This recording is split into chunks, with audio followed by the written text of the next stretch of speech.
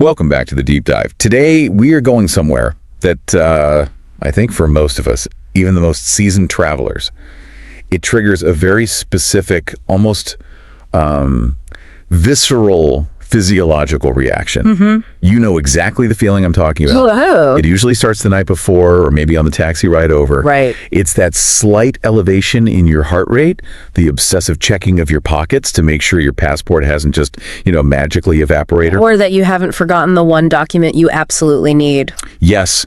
And this nagging, completely irrational sensation that you have somehow inadvertently committed a crime you don't even remember committing. It sounds like we're discussing a police interrogation. It does, doesn't it? Or maybe the prelude to a high-stakes criminal trial. Close. We are talking about the airport. Ah, of course. But we aren't just talking about the airport as, a piece of infrastructure or just a place where planes take off and land. No, it's more than that. We are looking at the airport as a specific kind of ecosystem, a linguistic ecosystem, if you will. That's a great way to put it. It's this high-pressure environment mixed with rapid-fire instructions, very specific jargon, and, of course, legal consequences. It really is a distinct world. I mean, sociologists often refer to airports as liminal spaces. Liminal spaces. Yeah, they're thresholds. They exist between nations, between here and there. And because of that unique status, the language used inside an airport is, well, it's unique. How so? It sits outside of normal social rules. Yeah. It's designed for safety, efficiency, and authority in that specific order. And what comes after that? Comfort, friendliness, politeness. That usually comes in a distant fourth or fifth. Exactly. And that's the premise we're exploring today. That is why even people who are incredibly fluent in English or whatever language is being spoken in that country often just crumble the moment they step through those sliding glass doors. They do. They really do. It's the pressure. It's the noise.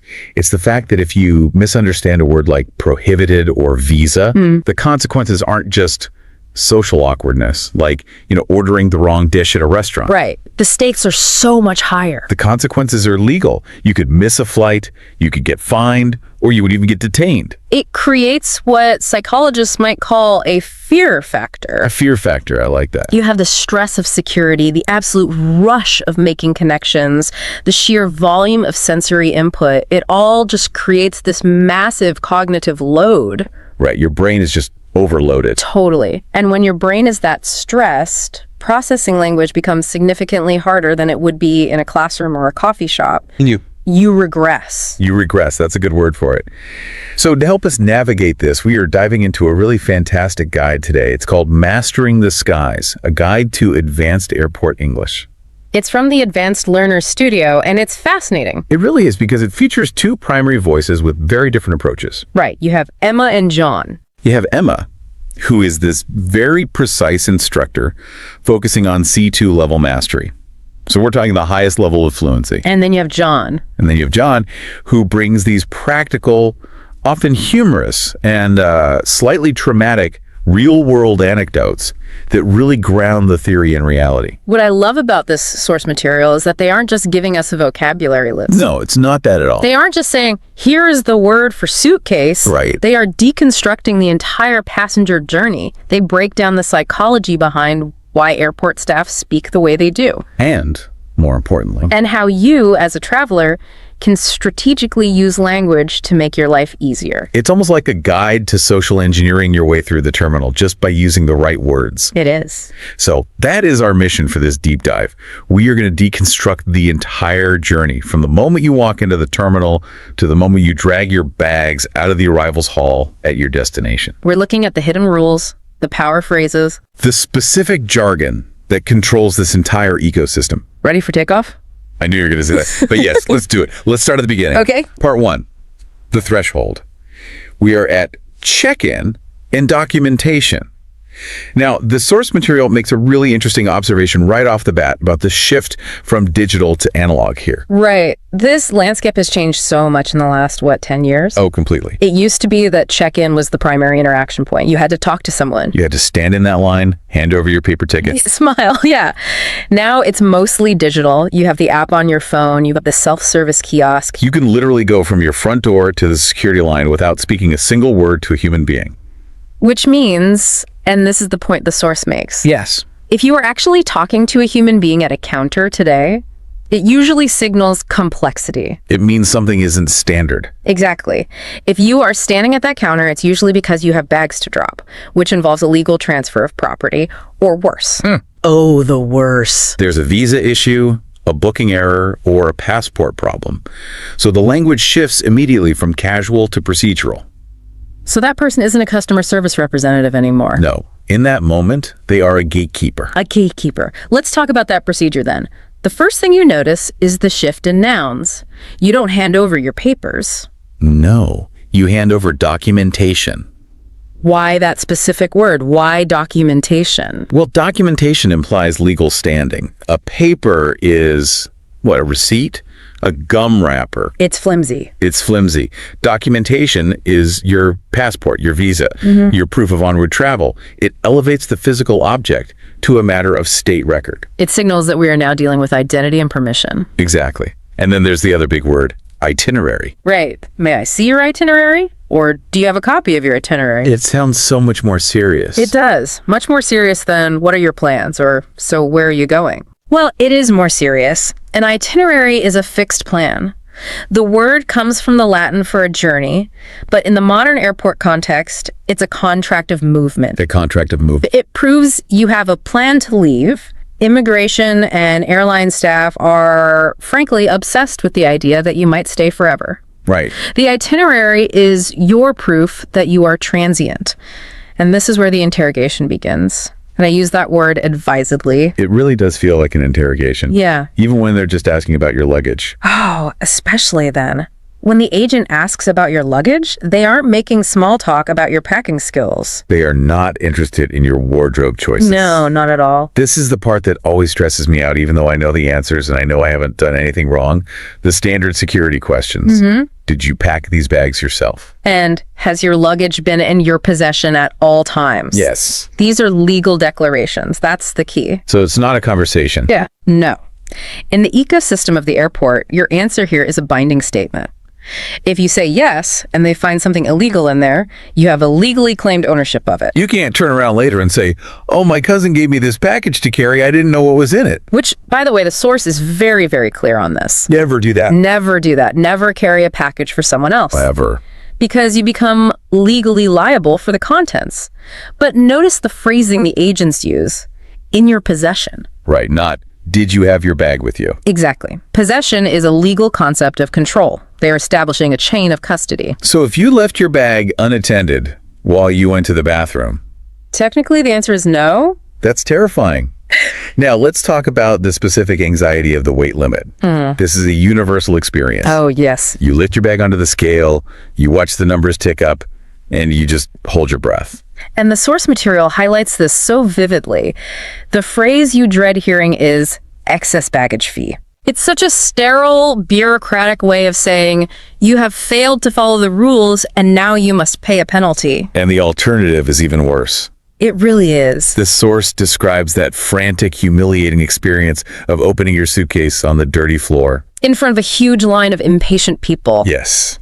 And you're trying to move 3 pairs of jeans into your backpack just to save 2 kilograms. It's a total loss of dignity, and that's part of the airport dynamic. You are constantly being stripped of your autonomy. You are subject to the scales, quite literally. Exactly. And the source uses this to explain why people get so aggressive at airports. It's a defense mechanism against this loss of control. You feel helpless, so you get angry. Precisely. Then there's a prohibited items list. Yeah. The agent just rattles them off like an auctioneer. Lithium batteries, flammable liquids, sharp objects, power banks. It's almost a chant. It is, but notice the specificity. They don't just say battery. They say lithium batteries. And they don't say lighters, they say flammable liquids. They are using these broad category terms to cover everything. Right. If you say no, you are verifying that the plane is safe from your specific luggage. This is all about liability. Liability for the airline. Yes. If that bag catches fire mid-air, your no at the counter is what clears the airline of negligence. It puts the blame squarely on you. So let's say you survive the weighing. You confirm you aren't carrying a samurai sword or a bucket of gasoline. They hand you the boarding pass. And the source points out a specific word of the day here. Commences. Yes. Boarding commences at 14:00. Why not just say starts? Boarding starts at 2. Why the fancy word? Because starts is casual. A movie starts. A party starts. Right. Commences signals a formal procedure initiated by an authority figure. It implies a process that will happen whether you are ready or not. It distances the agent from the action. It does. It's not, I will let you on the plane. It's the boarding process commences. It commands respect. It sounds inevitable. Like a military operation. Something like that. It really sets the tone for what's coming next, because if check-in is the threshold. Then the next part is the gauntlet. Exactly. Part 2, the security checkpoint. This is, without a doubt, the most stressful phase of the entire journey. I agree.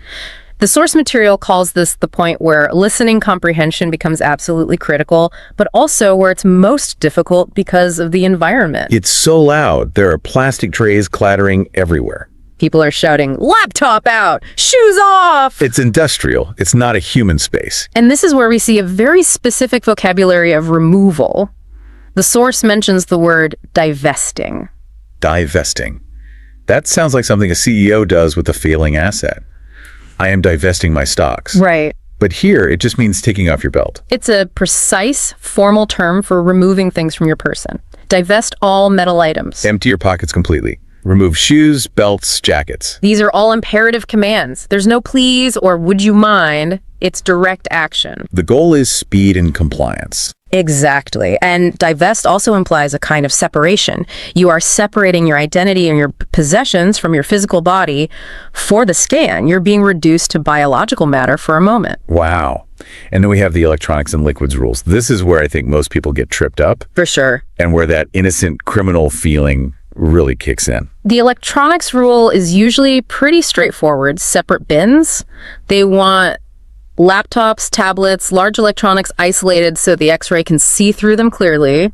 But the liquids. Oh. The liquids, the 311 rule or the 100 milliliter rule, this is where the source provided a really crucial distinction that I think a lot of people miss. The container nuance. Exactly. Precisely. John, one of the voices in the source, tells the story about losing an expensive bottle of cologne. And here's the key insight. Yes. It does not matter how much liquid is inside the bottle. Right. You could have a 200 milliliter bottle that is almost totally empty. It has like a teaspoon of shampoo left in it. And it will be confiscated. It's going in the bin. Every time. The rule is based on the capacity of the container. If the bottle says 150 milliliters on the bottom, it's trash. It has to be a 100 milliliter container or less. But why is that? That seems so illogical if the bottle is basically empty. It's about speed and verification. Think about it. The security agents do not have time to measure the volume of liquid you have left. They don't have a little measuring cup back there. No, they only have time to read the label on the bottom of the bottle. It's a binary check. Does the label say greater than 100? If yes, toss it. So it's a heuristic for efficiency, not necessarily for common sense. That's a perfect way to describe it. That is such a painful lesson to learn the hard way. It feels so wasteful. It is, and it feeds directly into what the source calls the innocent criminal syndrome. Oh, I relate to this so much. I know I packed my bag. I know I am a law-abiding citizen. I have nothing to hide. Of course. But the moment I'm standing in that line and I see the uniformed officers and I'm shoeless holding my little clear bag of liquids, I suddenly think, did I accidentally become a smuggler? Did someone plant something on me? It's completely irrational. It's the psychology of the panopticon. You are being watched. You are being scanned. Your body is being analyzed for heat signatures and density. It induces guilt, even in the innocent. It's a physiological response to authority. It is. And the source actually suggests that just recognizing this feeling, naming it, can help you stay calm. You aren't guilty. You are just being processed. Your data in a system. And sometimes that fear is realized. You get pulled aside for secondary screening. This is a term you need to know so you don't panic. Right. If they say secondary screening, it just means a closer look. It does not mean you are under arrest. They might say, I need to perform a random pat-down. Or, we need to swab your hands for explosives. Which is a terrifying sentence if you aren't ready for it. Absolutely terrifying. It is, but it's routine. They're just looking for residue from certain chemicals. Yeah. And the source offers some great advice here about medical advocacy. Well, this is important. If you have a knee replacement that's going to set off the metal detector, or you have liquid medication that's larger than 100 milliliters. You have to declare it. There's that word again. Yes. You declare it. You don't just mention it. You say, I have a medical implant. I am declaring this liquid medication. By stating it before the alarm goes off, you completely change the dynamic. You're informing them rather than them catching you. Exactly. It keeps the power balance slightly more in your favor. It turns a potential confrontation into a simple procedure. That's a great tip. Preempt the escalation. Okay, so we have been scanned, patted down. We've put our belts back on, usually while hopping on one foot because there's nowhere to sit. Always. We are now airside. Welcome to the departure lounge. The source describes this as a language lab, which I think is a brilliant reframing. I love that too. Instead of just sitting there scrolling on your phone, Which is what everyone does. you can be eavesdropping. It's passive learning. Exactly. Listen to the PA announcements. This is a great place to practice distinguishing urgency. You need to know the difference between a general boarding call. And a final call. Two very different things. Final call basically means if your name is Smith, run for your life. Pretty much. And listen to the tone. A general call is robotic, monotonous. Right. A final call usually has a human urgency to it. The agent's voice cracks a little. The source also notes a really common disconnect regarding gate changes. Oh, this is a good one. Often, the audio announcement happens before the screen's update. I've seen this happen so many times. You hear gate change to 52, but the big screen in front of you still says gate 12. And everyone looks around confused. Exactly. If you're only relying on your eyes, you might miss it. Trust the audio. The audio is usually the most current information. But let's talk about when things go wrong. Delays and cancellations. The bane of the traveler's existence. You hear the phrases, late arrival of incoming aircraft. Adverse weather conditions. These are the standard excuses. But what happens when the flight is actually canceled? This is where the source gives us a power phrase.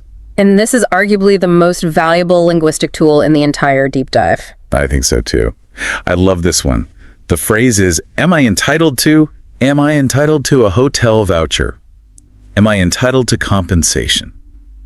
Why is this so much better than saying, I want a hotel room or I need a refund? Because I want is a personal desire. It's emotional. It's a complaint. It's a complaint, and it invites a no, because the agent can easily say, well, I want a lot of things too, but I can't give them to you. Right. It puts you in conflict. But am I entitled to? Frames the request as a matter of policy and rights. It removes the emotion and asks the agent to consult the regulations. It asserts your rights without being aggressive. It forces the agent to do their job, which is to uphold the contract of carriage. It shifts the agent from being your adversary to being a bureaucratic functionary who just has to check the rules. It's professional, it's firm, and it's very difficult to just brush off. Especially if you follow up with, say, am I entitled to this under EU Regulation 261? Then they know you know your stuff. That is brilliant. It turns the table on the bureaucracy using their own language. Okay. Assuming the flight isn't canceled, we eventually get to boarding. The chaotic shuffle. We have zones and groups, which is all just herd management. Right. But there is a specific negotiation that happens here. Gate checking. The scenario is so familiar. The flight is full. The overhead bins are going to be packed. And the agent gets on the mic and says, we have limited bin space. Then they make an offer. We are offering complimentary gate checking to your final destination. Keyword, complimentary. It means free? Yes. And the strategy here, as Emma from the source suggests, is to take it. Really? See, I usually fight to keep my bag A lot of people do. because I'm scared they'll lose it, and I hate waiting at the carousel. I just want to get out of the airport as fast as possible. And I understand that instinct, I really do. But Emma argues that it's a stress reduction strategy. Think about it. If you take the offer, you avoid the fight for bin space. Oh, the real fight. It is. You don't have to drag your carry-on down that narrow aisle, hitting people in the elbows. You don't have to panic when you get to row 35, and there's no space left. And you have to do the swim of shame. The swim of shame. You have to swim upstream against the flow of passengers to find a spot back in row 12. That is a nightmare scenario. Yeah. Swimming upstream on a plane is impossible. Everyone hates you. Everyone hates you. By gate checking, you just hand it over, walk on the plane with your small personal item, and sit down. It's the path of least resistance. It is. You are trading a little bit of time at arrival for a huge amount of comfort and sanity during boarding. It's a strategic choice. I see the appeal. I might actually try that next time. Okay, let's say we were on the plane. Part 4. In-flight communication. We are in the tube. The environment shifts again. Now we're dealing with spatial awareness and extreme politeness in a very confined space. Let's talk about the word stow. You don't put your bag away. No, you stow it. Why stow? It's a nautical term originally. It implies securing something tightly so it doesn't move during rough seas, or in this case, turbulence. Stow your larger items in the overhead bin, And the smaller items. under the seat in front of you. A very specific location. If you put it under your own legs, you are blocking your own evacuation path. It has to be in front. And then comes the pre-flight mantra. Everyone knows this, even if they don't speak a word of English. The liturgy, the ritual. Seatbelt fastened, tray table stowed, seat back in the upright and locked position. Upright and locked. It emphasizes safety and uniformity. It reminds everyone that this is a machine, not your living room. Right. But once we are in the air, we might hit some bumps. The source mentions a great piece of pilot slang. Oh, I love this one. Chop. We are experiencing some chop. It refers to light turbulence. It sounds so much less threatening than turbulence, doesn't it? It really does. Chop sounds like you're just driving over a gravel road Yeah. or chopping vegetables. It's a diminutive term, a linguistic sedative. Folks, a little bit of chop. Yeah, I feel better already. It implies it's temporary and manageable. Exactly. Pilots are masters of understatements to maintain calm. If a pilot says, we have a slight technical issue, it could mean anything from a broken light bulb to an engine failure, but the tone is always flat and calm. They are managing the emotions of 300 people sitting behind them. Now let's talk about service etiquette. You are squeezed into this tiny seat. The flight attendant is overworked. How do you ask for things without being that annoying passenger? Modals are your best friend here. Modals. Modal verbs.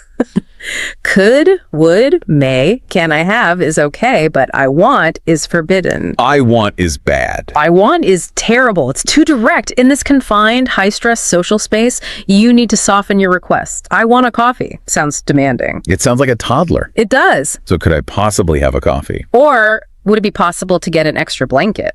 It acknowledges that you are asking for a favor, even though it's their job. It builds a tiny bridge of human connection. It does. And the source emphasizes that if you use high politeness markers, you get better service. The flight attendants are human. They respond to respect. Be the passenger they like, not the one they dread. Precisely. It makes the flight better for everyone. And frankly, in a metal tube at 30,000 feet, kindness is the only social lubricant we have. So true. Okay, the flight lands. We have touched down. Please remain seated until the aircraft has come to a complete stop. And everyone immediately stands up. Of course. We get off. Now we are in part 5, arrival. The final hurdle. Borders and boundaries. And this is where people get confused about the difference between immigration and customs. I think a lot of people use the terms interchangeably. They do. They say, I have to clear customs when they really mean the passport check, but they are totally different things. Okay, so what is the hard distinction? Immigration controls the movement of people. Customs controls the movement of goods. So immigration is the person in the booth looking at your face and your passport. Correct. The immigration interview. This is a test of consistency. They scan the passport and ask that first question. Purpose of visit. And the source suggests keeping this concise. Extremely concise. 1 or 2 words. Business. Tourism. Visiting family. Do not tell them your life story. No, do not say, well, I'm here to see my boyfriend, but we might break up, so I might stay at a hostel, or maybe I'll go camping. That's too much information. It just raises red flags. Way too much. It sounds unstable. Yeah. And absolutely do not make jokes. Oh, never. Jokes at the border are a terrible, terrible idea. I'm here to overthrow the government. Just kidding. Yeah. No longer. You would be detained. They have zero sense of humor because they are looking for intent. They are trained to spot nervousness and inconsistency. How long do you intend to stay? Do you have a return ticket? They want to know that you are not going to stay forever illegally. Concise, truthful answers are the strategy. Give them the data they need to tick the box and nothing more. So you pass the person test. Now you go to baggage claim. You find the carousel. Another specific word. Not a conveyor belt, a carousel. Like a carnival ride, but with suitcases. And let's talk about the worst case scenario. The carousel stops moving, the buzzer sounds, and your bag isn't there. Everyone else is left. You're alone. This is where you need to head to the baggage services desk. And you need the vocabulary of loss. Lost luggage, delayed baggage. And most importantly, the claim tag. That little sticker they stuck on your boarding pass at the very beginning. The one you almost threw away. This is the only moment it matters. If you did throw that away, you are in so much trouble. You are. That tag is the digital link to your bag. Without it, you're just a person complaining about a generic bag that might not exist. With it, you are a claimant. It proved the airline took possession. It turns your problem into their problem. Okay, assuming you get your bag or you file your claim, the last door, customs. The control of goods. Usually you have the green channel Nothing to declare? and the red channel. Goods to declare. And this isn't just about smuggling drugs or gold bars. It's about boring things that can get you in huge trouble. Right. Alcohol, tobacco, cash over a certain limit, usually around $10,000. But the one that catches people out, and the source makes a big point of this. Agricultural hazards. Yes, the Apple scenario. Tell us about the Apple scenario. Biosecurity. Especially in island nations like New Zealand, Australia, or even entering the US, they are terrified of foreign pests destroying their ecosystem. So you might have an apple you took from the plane snack service. Just a normal apple. You didn't buy it at a farm. The airline gave it to you. And you think it's just a snack for later. It's harmless. If you take that through the green channel in New Zealand, you'll be fined instantly. And it's a significant fine, hundreds of dollars. Wow. For an apple? For an apple. Because that apple could carry a fruit fly or a fungus that could decimate their entire orchard industry. It seems so innocent, but the potential ecological impact is huge. Exactly. So the lesson is, dump the food before the line. Or, if you are unsure, go to the red channel and ask. Just ask them. Just ask, I have this apple, is it okay? If you ask, they just take the apple and throw it away. If you hide it and they find it, you pay the fine. The red channel isn't a trap, it's a conversation starter where you are protected by your declaration. We have made it. We are out in the arrivals hall. We see the people holding signs with names on them.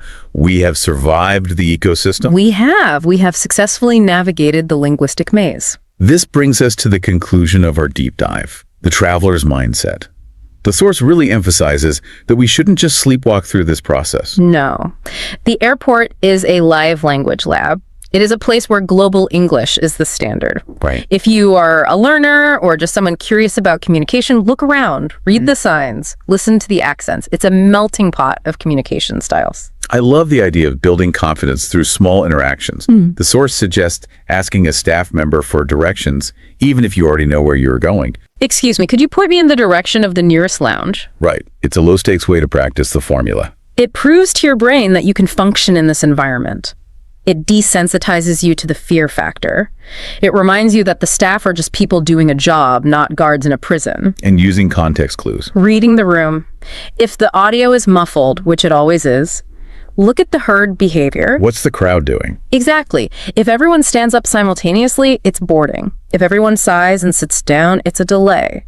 Body language is a universal dialect in the airport. So what does this all mean for us? Why does this deep dive matter? It means that the airport, for all its chaos and stress, is actually highly formulaic. It's a script. It's predictable. It is. And once you know the script, documentation, divest, commences, entitled declare, the fear evaporates. You stop being a passive victim of the system. And you become an active participant. You stop feeling like an innocent criminal and start feeling like a traveler. Exactly. You reclaim your autonomy, you understand the game so you can play it. Before we go, I want to leave the listeners with a final thought to chew on. We've talked about airport English, but think about this. Is airport English actually a dialect of its own? That's a fascinating angle. Tell me more. Well, it exists outside of any specific country. It doesn't matter if you are in Dubai, Frankfurt, or Tokyo. The terms gate, boarding pass, customs, and security mean the exact same thing everywhere. It's a standardized global language. Designed purely for safety and efficiency. It's perhaps the most truly international language we have. It's the language of that liminal space we talked about. Right. It belongs to nowhere and everywhere at the same time. It's a functional pigeon for the modern nomad.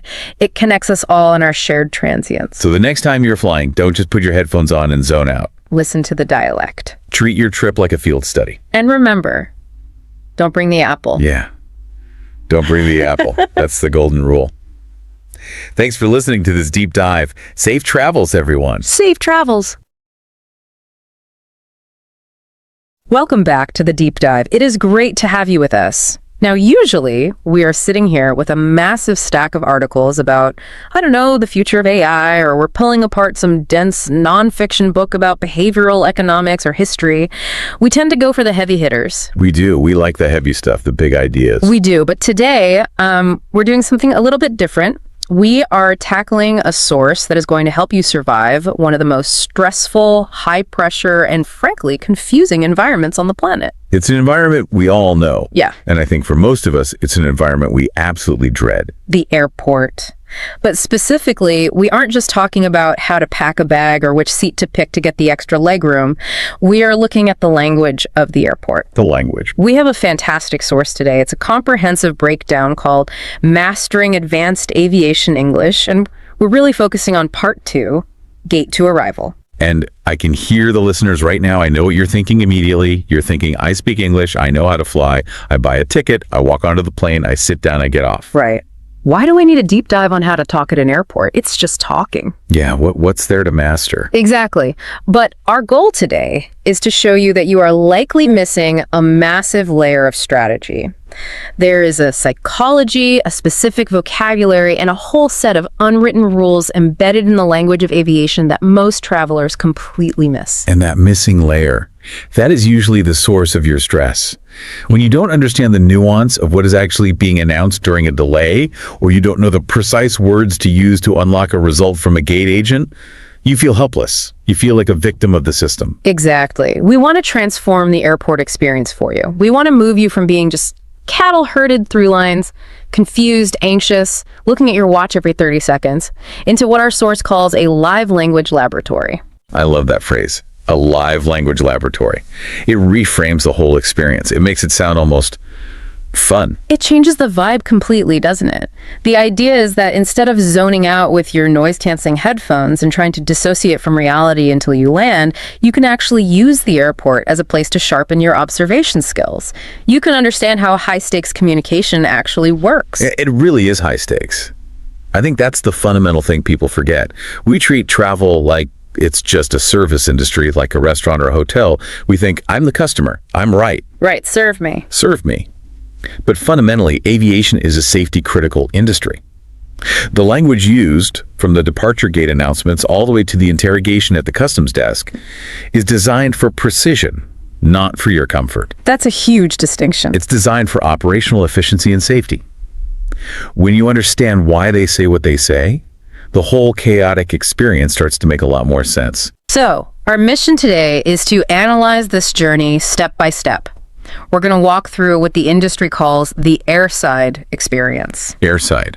Let's pause on that term for a second because it is a critical distinction. Yeah, that's the technical term, right? I usually just think of it as past security. It is.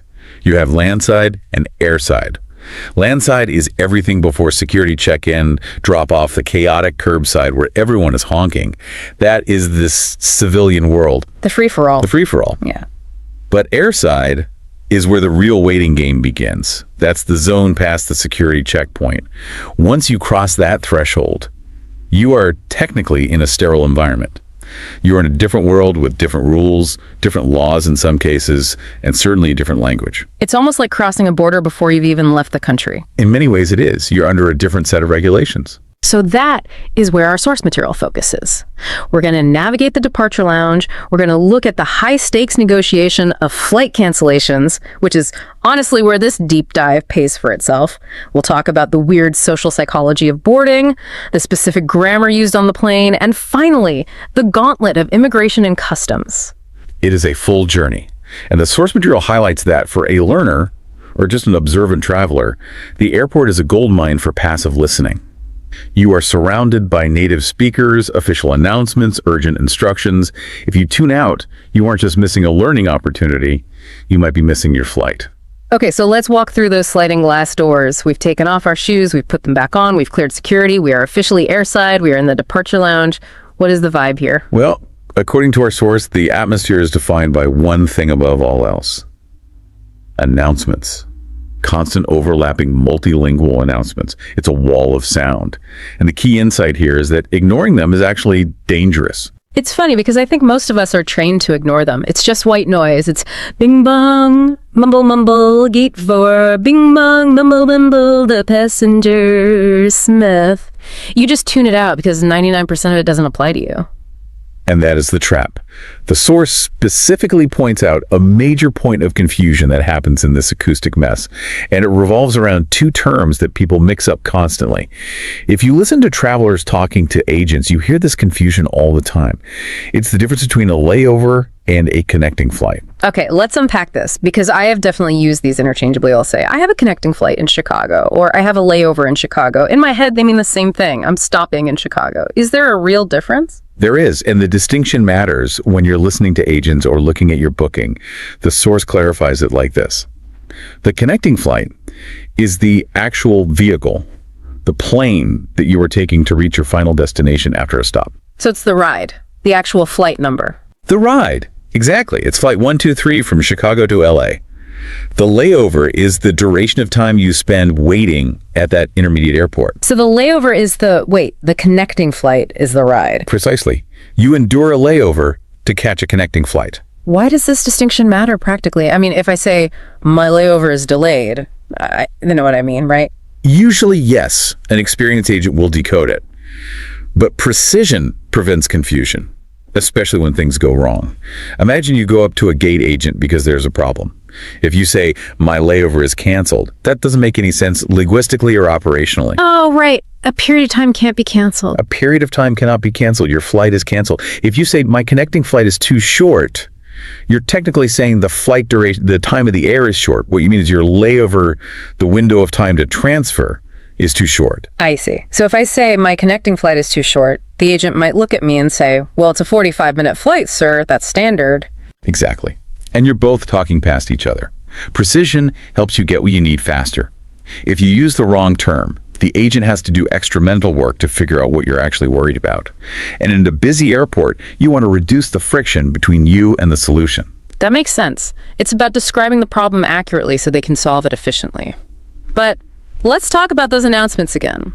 The source mentions gate changes as a major pitfall. This is the classic gotcha moment. You are sitting at gate 12. You've been there for an hour. You're comfortable. You've found that one working power outlet, which is like finding gold. You're charging your phone. You've successfully nested. You feel safe. You've got your snacks spread out. You're ready. You've established your little territory. You're dug in. But you need to be hyper-aware. The example announcement given in the text is, attention passengers on flight BA246 to Tokyo. The departure gate has been changed to gate 52. And let me guess, gate 52 is never next door. It's always on the other side of the terminal, possibly in a different zip code. Always. It involves a tram, 2 moving walkways, and a sprint. But the point the source makes is about the urgency and the auditory environment. If you're wearing noise-canceling headphones, which everyone is these days, and you miss that audio cue, you are going to the wrong place. Right. You're just sitting there blissfully unaware. You might look up 20 minutes later, see an empty gate, or worse, see a different flight boarding, and realize your plane is leaving from the other side of the airport. It's terrifying because the screen at the gate doesn't always update instantly. Sometimes the audio happens first. That is often the case. The agent makes the call before the system pushes the update to the screens. So the ears are your first line of defense. And that leads to the next critical term the source highlights. Final call. That sounds ominous. It sounds like Judgment Day. It is meant to be. It is designed to induce panic. Our expert in the source material explains that final call is not a suggestion. It is a warning. It essentially means the aircraft doors are in the process of closing. So, not about to close, but closing now. Closing now. The paperwork is being signed by the captain. The jet bridge is about to retract. If you hear final call for passenger Smith, it's because you are the one person they're waiting for before they can legally shut that door. So if you hear your name and final call, you shouldn't be finishing your coffee. You shouldn't be casually packing up your laptop. You should be running. Dignity goes out the window, you run. The takeaway here is really about proactive listening. The source advises that if you think you missed an announcement, or if you see a flurry of movement at the counter, that sudden crowd migration where everyone stands up at once. Oh, I know that move. Everyone suddenly looks concerned and starts walking toward the desk. Yes. Do not guess. Do not just sit there. Ask a staff member immediately. The passive traveler misses the flight. The active listener makes it. I love that distinction, the passive traveler versus the active listener. It's about taking ownership of your journey. It really is. You cannot rely on the system to shepherd you perfectly every time. You have to be alert. Okay, so we are vigilant, we are listening, we know the difference between a layover and a connection, we are ready to go. But then the worst happens. You look up at the board, the screen flashes red, canceled or delayed. The dreaded scenario. The heart drops into the stomach. The vacation is ruined. The meeting is missed. This is where I feel like most people crumble. You just want to cry. But the source says this is actually the moment where your language skills are tested the most because the situation shifts. You are no longer listening. You are now negotiating. Exactly. It shifts from passive to active. It is crisis management. And most people, in their panic, approach the desk and ask very vague emotional questions. They ask things like, what now? Or what am I supposed to do? Or why is this happening to me? Yes, the existential complaint. Which seems like a natural reaction. You're overwhelmed. You want someone to take care of you. You want a parent figure to say, it's okay. But that's not their job. It is not their job. It is natural, but it is ineffective. You have to remember the agent's perspective. They have just had a plane full of 200 people dumped on them. Every single one of those people is angry, sad, confused. They have heard, what now? 500 times that hour. When you ask what now, you are putting the burden entirely on them to solve your existential crisis. You are asking them to think for you. And they're tired and stressed. They just want to clear the line. Exactly. So the source suggests being strategic and specific. You want to do the thinking for them. You want to present options or ask for specific outcomes. The source recommends phrases like, what are my options for rebooking? Or, is there a seat available on the next flight out? I see the difference. What are my options? Forces them to give you a menu of choices. It's functional. It's not emotional. It's collaborative. Right. It frames the conversation as a problem-solving session. You aren't venting, you are strategizing. You are essentially saying, I know there is a problem, let's find the solution together. That makes the agent want to help you because you are easy to deal with. You're not another problem, you're part of the solution. But here is where it gets really interesting. The source introduces a C2 level phrase. That means highly advanced mastery that changes the power dynamic completely. And this is the part I think every listener needs to memorize. This is the golden nugget of the entire source. This is worth the price of admission. What is the magic word? The word is entitled. Entitled. Now, usually we use that as an insult. Oh, he's so entitled. She's acting so entitled. It means someone who thinks they deserve special treatment for no reason. Exactly. In general conversation, it implies arrogance or selfishness, but in a legal or customer service context, specifically in aviation, it is a power word. It flips the meaning entirely. How so? The phrase the source suggests is, am I entitled to compensation? Or, given the cancellation, will the airline provide a hotel voucher for the overnight stay? Am I entitled to compensation? It sounds so formal. It sounds like a lawyer speaking. That is why it works. The source analyzes this deeply. Using the word entitled implies that you, the traveler, are aware of your legal rights. You aren't just asking for a favor. You aren't begging for kindness. You are asking for what is owed to you by contract or by law. It's invoking the rules of the game. It's like saying, I've read the fine print on my ticket. Precisely. Depending on where you are, like in Europe with the EU 261 regulation or under DOT regulations in the US, you have specific rights when a flight is canceled for certain reasons. If you ask, can you help me with a hotel? That's a request. The agent can say, no, sorry. They can just shut you down. But if you ask, am I entitled to a hotel voucher under these regulations? That triggers a compliance check in their brain. They can't just say no, they have to check the rules. It's almost like a secret code. It signals to the agent, I know how this works. Don't brush me off with a meal voucher if I'm actually owed cash. It shifts the psychological footing. You aren't a helpless passenger begging for help. You are a knowledgeable customer asserting a right. It creates a slight shift in the power dynamic in your favor. And in a stressful negotiation with an exhausted airline agent, that slight shift can be the difference between sleeping in the terminal on the cold floor or sleeping in a hotel with a warm shower. That is a massive tip. Am I entitled to? I'm writing that down. It's about removing the emotion and standing on the contract. It stops you from looking like a victim. And it commands respect. Agents respect people who know the rules, as long as you are polite about it. You don't have to be aggressive. You can calmly say, I understand the delay is weather-related, but am I entitled to any accommodation? So be polite but firm on the vocabulary. Okay, let's assume we navigated the crisis. Maybe we got rebooked or maybe we got lucky and the flight is on time. It is time to board. The boarding process. This is another area where the source highlights a very rigid structure that often confuses people. It feels like a high school clique system. Honestly, it's all about status. It is a hierarchy, absolutely. The source describes it as a carefully choreographed sequence. You have the priority boarding, inviting specific passengers first, usually based on how much they paid or how often they fly. The diamonds, the platinums, the super elites, the people who get a little nod from the gate agent. Exactly. They get the red carpet treatment. Then you have the general boarding by zone or row number. And this is where the source talks about the anxiety that happens, the carry-on conflict. The battle for the bins. It really is a battle. Everyone is eyeing each other's bags, calculating volume. You see people looking at a guitar case and thinking, that's going to take up 3 spots. You're mentally mapping out the overhead bin space before you even step on the plane. Or the person with the carry-on that is clearly a full-size trunk, and everyone in line behind them is just silently seething. It is a resource scarcity problem. There's more luggage than there is space in the overhead bins. And because of that scarcity, we get another very specific piece of aviation vocabulary. The gate check. This is when they take your bag at the last minute, right? You're standing in the jet bridge, you can see the plane door, and they tag it. Yes, when the overhead bins are full.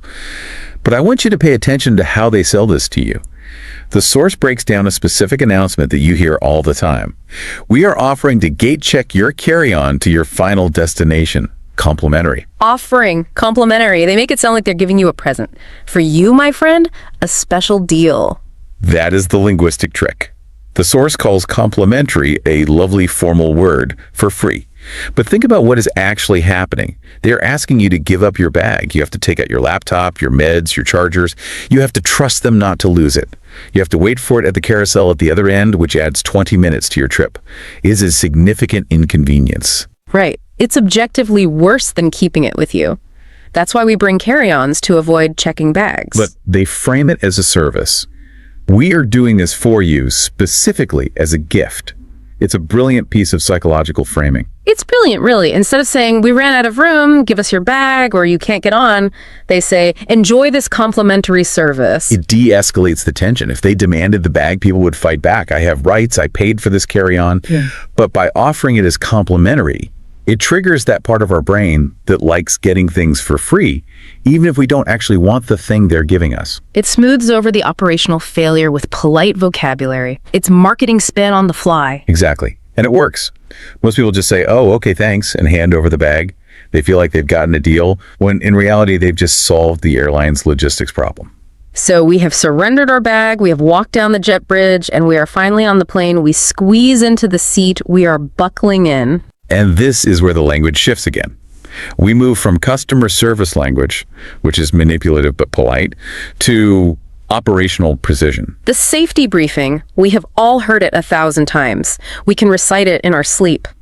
Please ensure your seatbelt is fastened. Your tray table is in the upright and locked position, and all window shades are open. The source does a grammar deep dive on this, and I never really thought about it. Why do they say upright and locked position? Why not just say, put your table up? Put your table up is ambiguous. Language in the cockpit and the cabin needs to be unambiguous. It's what linguists might call a controlled natural language. Does up mean halfway up? Does it mean resting against the seat back but not latched? Right. If it's just up, gravity might pull it down, or if the person in front leans back, it might pop open. Exactly. Aviation English relies on extreme precision to avoid ambiguity during safety-critical moments. Upright defines the direction and orientation. It must be vertical. Locked defines the mechanical state. The latch must be engaged. There is no wiggle room. It's an engineering instruction disguised as a polite request. Yes.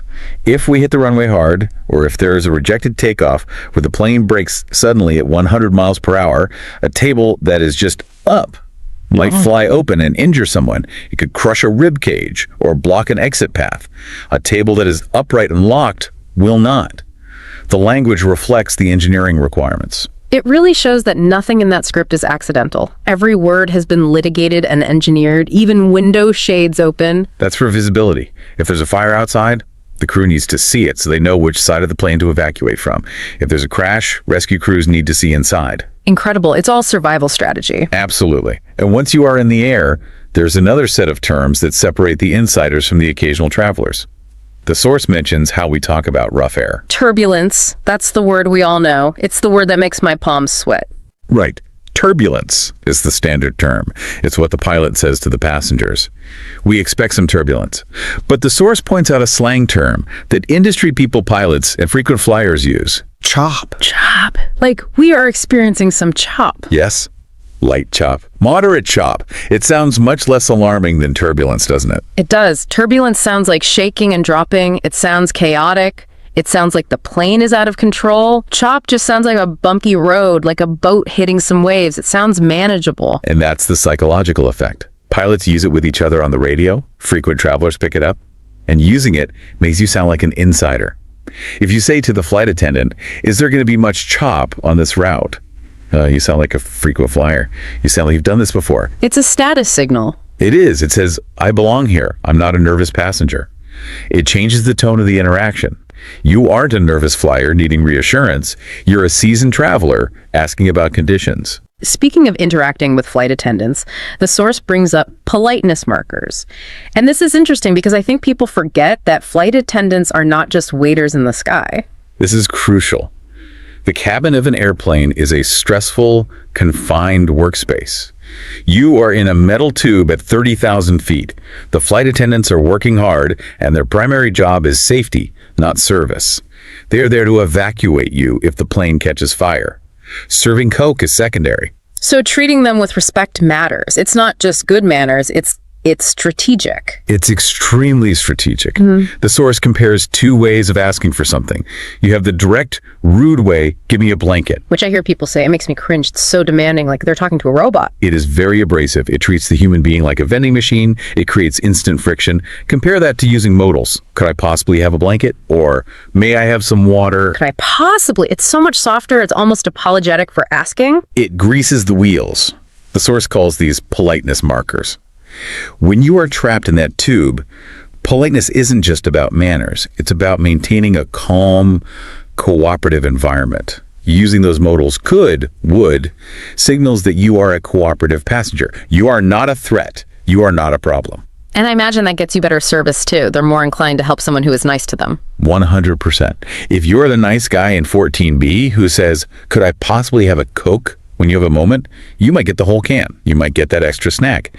If you are the guy barking, "Give me a beer," you are getting the bare minimum, and they're going to avoid your row for the rest of the flight. It's basic human psychology, but amplified by the confined space. Exactly. Small kindnesses go a very long way at 30,000 feet. So we have survived the flight. We have endured the chop. We have eaten our complimentary pretzels. Now we are landing. We get off the plane, and we hit the final hurdle. The border. This is often the most intimidating part of the journey, especially international travel. You are tired, you just want to get to the hotel, but you have to run the gauntlet. The source highlights the confusion between two major agencies, immigration and customs. I feel like people use these terms interchangeably too. I'm stuck in customs when they are actually waiting to show their passport. Correct. And they are very different functions. The source gives a very clean definition. Immigration controls the movement of people. Customs controls the movement of goods. Okay, that is easy to remember. Immigration is about who you are, your passport, your visa. Customs is about what you have, your bag, your money, your Apple. Perfect. So first you face immigration. You are standing in front of an officer, usually behind a high desk and a glass screen. It's designed to be intimidating. It's designed to make you feel small. They scan your passport and they ask questions. What is the purpose of your visit? Where are you staying? How long do you intend to stay? The source gives some very strong advice here regarding how to answer. It says, keep answers short and factual. Yes.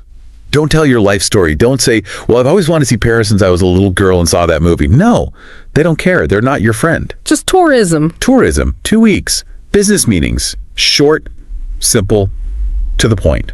And the golden rule, which I love and I think needs to be tattooed on people, do not tell jokes here. It cannot be overstated. The source explicitly says immigration officers are rarely known for their sense of humor. Why is that? Are they just trained to be stone-faced? Is it part of the uniform? It's not just personality, it's procedure. They are trained to look for inconsistencies, nervousness, and deception.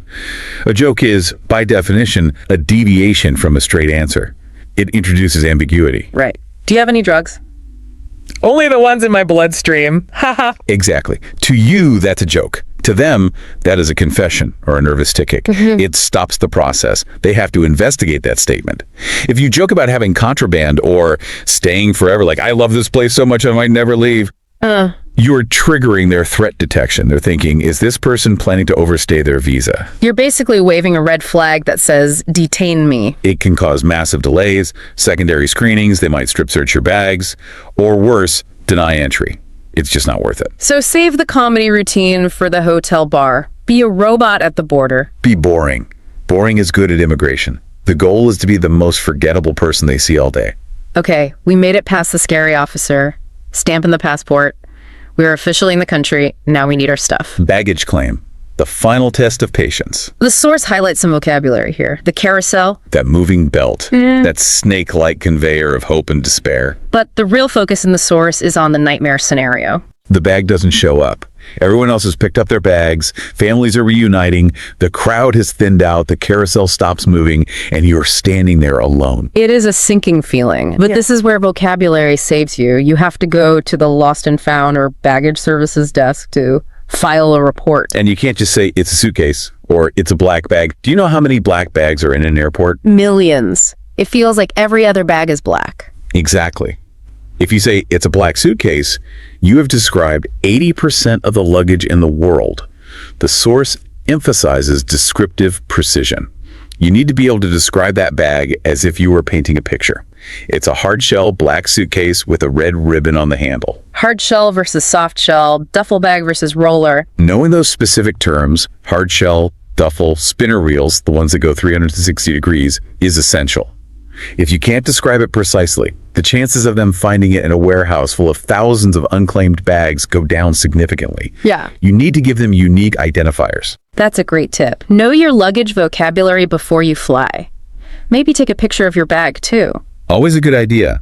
Having the photo helps, but being able to say it's a Samsonite hardshell spinner allows them to type keywords into the database. It speeds up the search. So don't just stand there crying. Describe the bag. Be a good witness. Be a good witness for your bag. I like that. Finally, we have our bag. Or we've filed the report. We are walking toward the exit. But there is one last line of defense. Customs. The goods people. The channels. Usually in most international airports, you have the green channel and the red channel. Green is nothing to declare. Red is goods to declare. It seems simple. Most of us walk through the green channel without thinking. We just breathe through. But the source points out a hidden danger here, specifically regarding biosecurity. This is about agricultural products. The apple. Right. You might think, I have nothing to declare. I didn't buy any expensive electronics. I didn't bring in $10,000 in cash. I didn't buy alcohol. So you think you are safe. But if you have an apple in your backpack from the flight, or that ham sandwich you didn't finish, or a bag of beef jerky, you are in the danger zone. You're technically smuggling agricultural products. It seems so innocent. It's just an apple. It's a snack. It is, to you. But the source mentions that massive fines are possible if these items are not declared or disposed of. In places like Australia or New Zealand or even entering the US, they will fine you hundreds, sometimes thousands of dollars on the spot for an undeclared apple. It seems so harsh. Why do they care about my snack? Is it just a revenue generator? The expert insight in the source explains why. It is not just to annoy travelers, it is to protect local agriculture. Pests and diseases, fruit flies, swine fever, foot and mouth disease can hide in that fruit or meat. One piece of contaminated fruit could theoretically devastate a country's farming industry. It could cost billions of dollars in crop damage, so they take it very, very seriously. It's biowarfare defense, basically, and my sandwich is a potential weapon. It is. The cute beagle sniffing your bag isn't looking for drugs, usually. He's looking for sausages and apples. So the advice is, if in doubt, declare it. Or throw it in the amnesty bins before the checkpoint. Just get rid of it. Don't risk the fine for a piece of fruit. If you aren't sure, go to the red channel and ask. They won't fine you if you ask. They only fine you if you lie or fail to declare. Good to know. Honesty is the best policy at customs. Always. With them and immigration, just be a boring, honest robot. Okay. We have cleared customs. We are out in the arrivals hall. We see the people holding signs with names on them. We smell the fresh air. We made it. We survived the journey. Looking back at this deep dive, it is amazing how much language is packed into what feels like a routine process. We really dissected every step. It really is. We went from the passive listening of a lounge, distinguishing between layovers and connections, through the crisis negotiation of cancellations using power words like entitled, To the upright and locked precision of the safety briefing. and finally to the factual brevity required in immigration and the biosecurity hazards of customs. So what is the big takeaway here for our listener? If they are getting on a plane tomorrow, what should they keep in mind? I think the source summarizes it perfectly with the idea of preparation.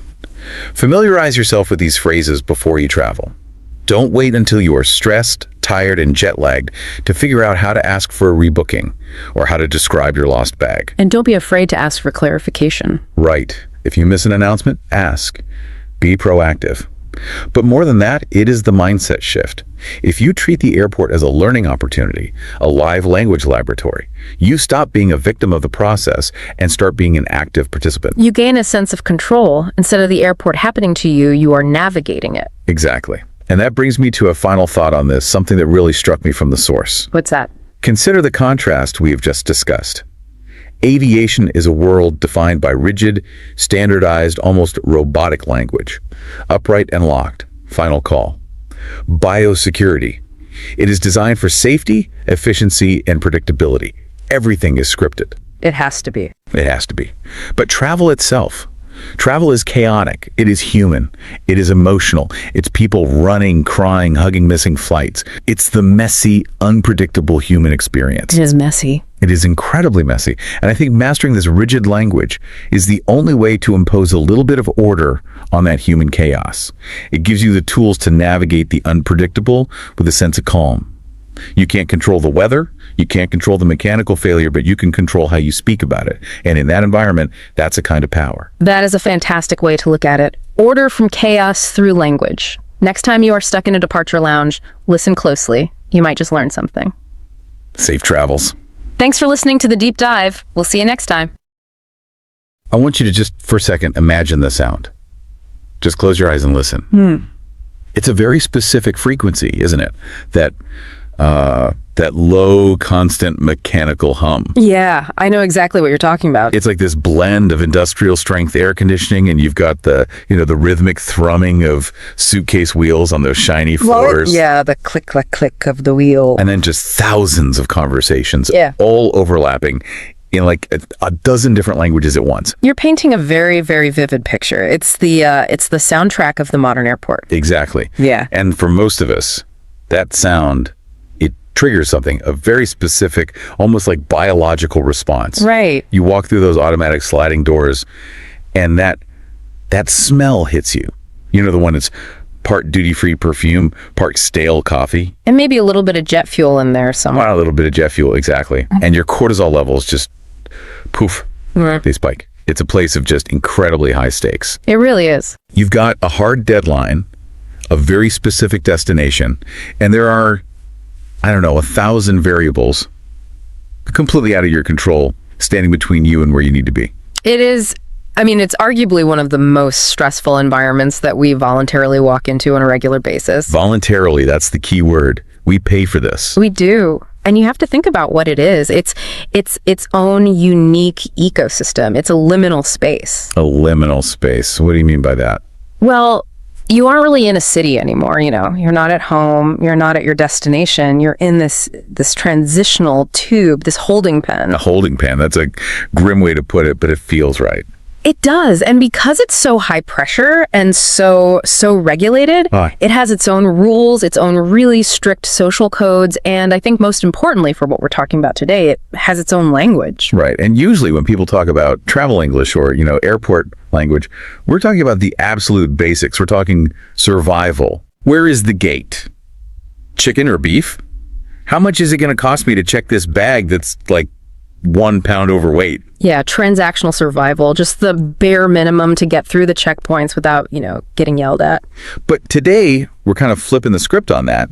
We are doing a deep dive into something that I think is more like tactical airport awareness. I like that. tactical. We're looking at a really fascinating session from the Advanced Learner Studio, and specifically, it's their third installment in the series, which means it focuses entirely on these high-level nuances. Right. The basics are assumed. We're not here to teach you how to find your gate number on the board. Exactly. If you're listening to this, you've probably flown before.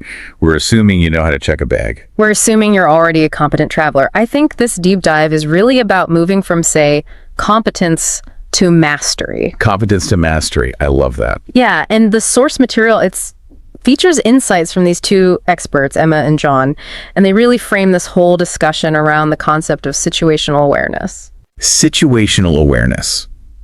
Yeah, that sounds intense. That sounds like something out of a spy novel or, a fighter pilot's manual. Well, it's funny you say that because it's actually very relevant here. In aviation, situational awareness means knowing exactly what your aircraft is doing relative to its environment. Altitude, speed, weather, other planes. Okay, that makes sense. So in the context of our deep dive, it means understanding the operational and the social dynamics of the airport so well that you can navigate them or maybe even manipulate them to your advantage. So it's about having agency. That's the word. It's about having agency in a place that is fundamentally designed to strip you of it. That is so true. Yeah. Most of us feel like passive victims of the airline industry. We're just cattle. Mm-hmm. We go where the lines tell us to go. We accept the delays because, well, what else can we do? We sit where we're told. We eat the tiny bag of pretzels we are given. And we say thank you for it. We do. But the argument today is that with the right language, and I mean the exact right phrases, and a better understanding of the system, you can actually take back some of that control. Absolutely, you can. We're going to talk about magic words today, and I don't just mean please and thank you. I mean, obviously, those are important. Right, baseline politeness. Of course.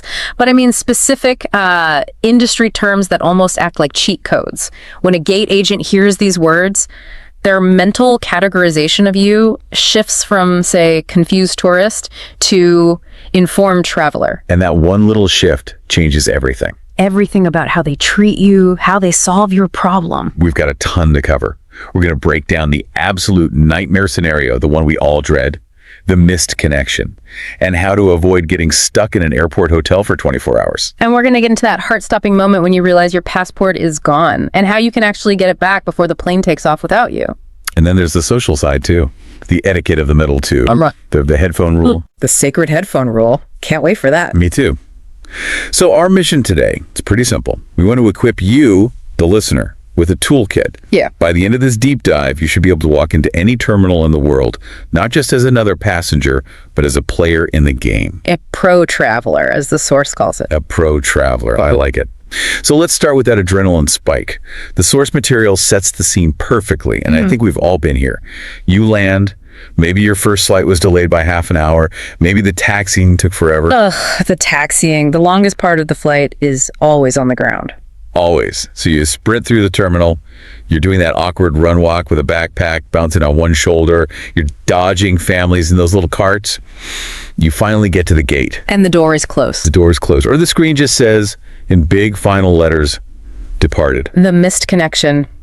It is the classic traveler's nightmare. It's a visceral feeling. You feel it in your stomach. It's this moment of just total, complete vulnerability. You are stranded.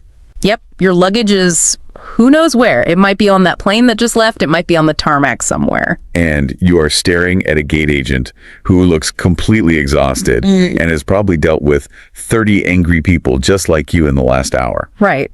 Now, the natural human reaction here is emotional. Of course. Panic, anger, desperation. Some people cry. Right. You want to plead. You want to throw yourself on their mercy. You walk up and you say, please, you have to help me. I have to get home. My sister's getting married tomorrow. Can I get another ticket? Which is completely understandable. It's a human reaction to a stressful situation. But the experts in our source, Emma and John, they point out that this is a tactical error. A tactical error. Why? When you approach with pure emotion, or when you ask that question, can I get another ticket? You are immediately putting yourself in a subordinate position.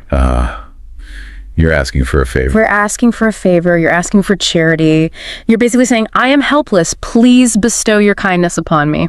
And charity is in very short supply at a busy hub during peak travel hours. Exactly. The agent has heard, please help me. 500 times that day. It doesn't trigger a solution in their mind. It triggers a script that says, I need to manage this upset person. It puts their defenses up. It does. So the source suggests a completely different approach. It's not about emotion, it's about leverage and framing. Okay, so how do we reframe this disaster? How do you take the emotion out of it when your heart is pounding? It starts with establishing the facts, Perfect. and specifically the cause. If the delay was the airline's fault, and this is the absolute crucial part, if it was a mechanical issue, a crew timeout, a late inbound aircraft, you need to lead with that. So you don't ask, you state. You state. You establish the narrative right from the very first word. You are not a victim of circumstance. You are a party in a contract that has not been fulfilled. Wow. Okay, that's a powerful reframe right there. So the phrase they recommend is very specific. I actually wrote it down because every word here is doing some heavy lifting. They suggest saying, due to the delay of the incoming flight, I missed my connection. I would like to be rebooked on the next available flight. Okay, let's just dissect that sentence for a minute because it is brilliant in its construction. It is. It starts with those two words, due to the delay. It sounds so formal. It sounds official. It's like something you'd read in a legal document or a business report. That's the point. It establishes a causal link immediately and authoritatively. It's not, I was late because my flight was late. It's not, I didn't run fast enough.